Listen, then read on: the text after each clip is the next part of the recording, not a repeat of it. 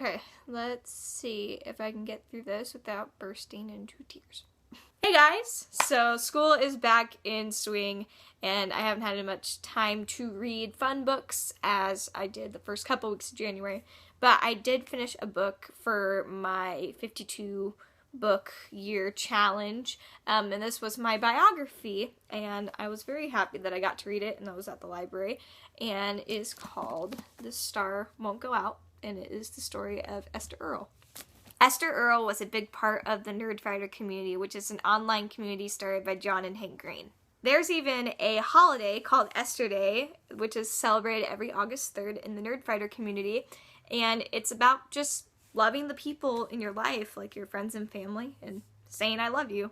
It's pretty awesome. She ended up becoming pretty good friends with John Green at a Harry Potter convention, and the whole story is a series of carrying bridge posts and journal entries, so it's kind of like an autobiography and a biography, and it also includes some articles throughout it from her friends and family. I read some reviews on Goodreads. Like, for the most part, people give this book, like, high ratings, but I was reading some of the reviews of people who gave it lower ratings, and I was like, why? Why would you give this book a low rating? A lot of people made the argument that it focused too much religiously, which I'm like, no, I feel like that was like one of the best parts of it, because I know that Esther is my sister in Christ, and I just thought that was so cool, and like, you can't cut out something that was such a huge part of her life and her family's life if you're gonna write a biography about a person.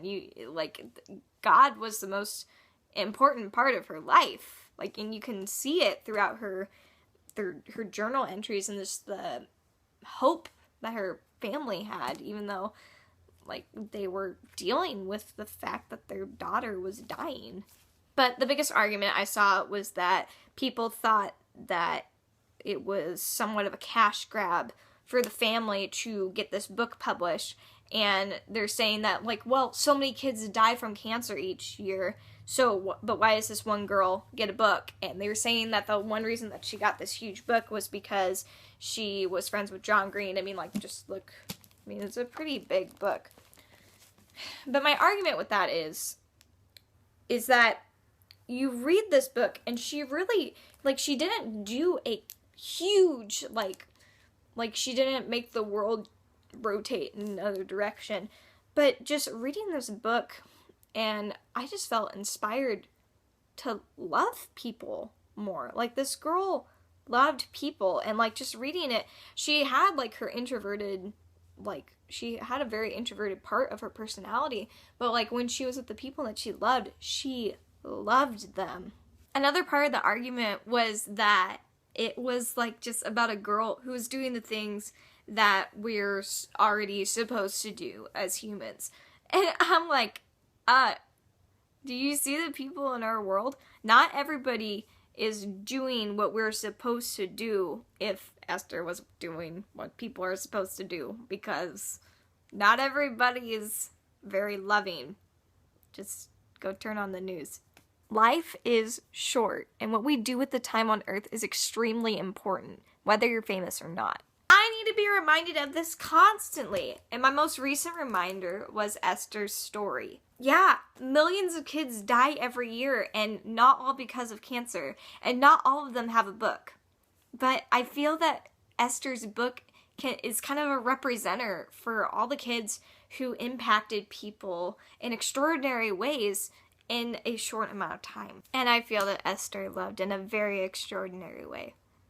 Everyone's dealt with loss at some point, or if you haven't yet, you're going to deal with loss at some point. I found myself during the reading the Carrying Bridge post that her father wrote on the night that she passed away, that's when I really started crying while reading this book, because I was just remembering all the feelings that I had when my friend Houston passed away over a year ago, and honestly, I've made a lot of connections reading Esther's story with how Houston was. He loved people in a way that, like, when he was gone, like, we like, all of us just stepped up and started loving each other more.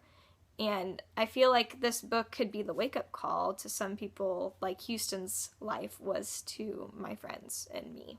If you are a fan of The Fault in Our Stars and haven't read This Star Won't Go Out Yet, I definitely recommend it. If you haven't read Fault in Our Stars yet, I would definitely read it because it's one of my favorite books. I will be linking below to some Nerdfighter information if you are interested in seeing some of John and Hank's videos, and just linking to some of the websites that I really enjoy going to, and to Esther's old YouTube channel. I really enjoyed watching some of her old videos. So, until next time, DFTBA. By the way, that means don't forget to be awesome.